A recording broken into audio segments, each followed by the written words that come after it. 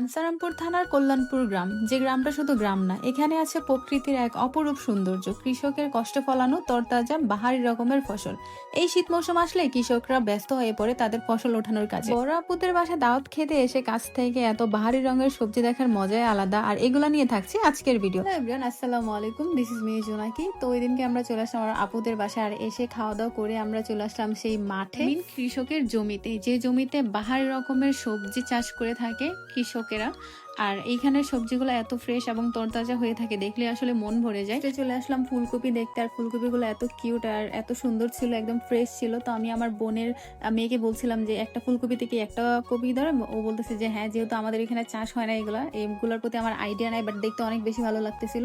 আর এখানে ছিল মূলা, আর এই মূলা আসলে আমি দেখেছিলাম যে মূলা হয়েছে কিনা, কিন্তু তখন হয় নাই মূলা। আর এই ভিডিওটা হচ্ছে আরো 1 মাস আগের ভিডিও। আমি রিসেন্ট একটা ভিডিও আপলোড করার পর আপনারা অনেক বেশি রেসপন্স করছেন, দ্যাটস ওয়াই আমি আগের ভিডিওটা এডিট করার একটু সাহস পেলাম। তো হাঁটতে হাঁটতে একটু সামনে চলে গেলাম, এই দেখি খুব সুন্দর একটা লাউয়ের মাচা, যেখানে অনেক কিউট কিউট সুন্দর সুন্দর লাউ ধরে আছে। আসলে এরকম ফ্রেশ ফ্রেশ সবজি দেখতে এত বেশি ভালো লাগে আমার, আমি জানি না যে আসলে আমার এত কেন ভালো লাগে। আর এইগুলা এখানকার কৃষকরা এত ফ্রেশ এবং ফরমালিন মুক্ত, যেটাকে বলে কীটনাশক মুক্ত, সেভাবে তারা চাষ করে থাকে, এটা খুবই ভালো লাগে।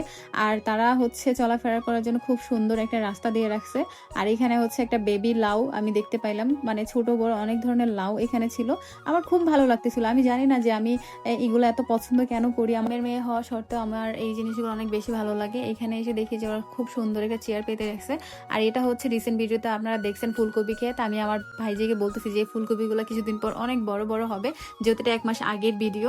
তো আর এখানে হচ্ছে অনেক সুন্দর লাউর মাছ আর অনেক কিছু দিয়ে রাখছে। এইদিকে এমন কেন?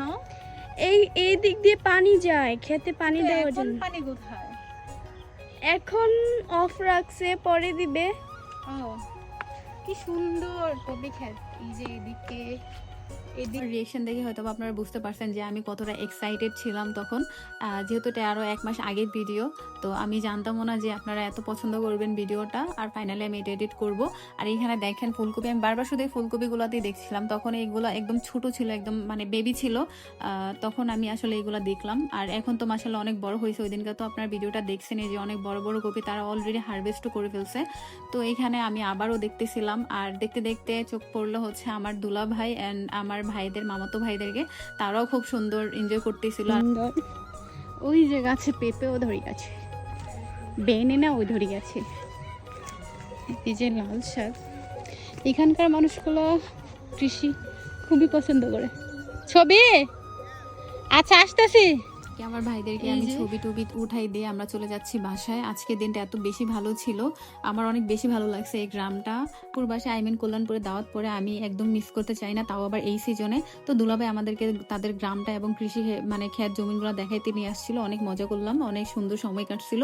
তো এটাই ছিল আজকের ভিডিও, দেখা হবে নেক্সট কোনো ভিডিওতে। আল্লাহ হাফেজ, টাটা, থ্যাংকস ফর ওয়াচিং।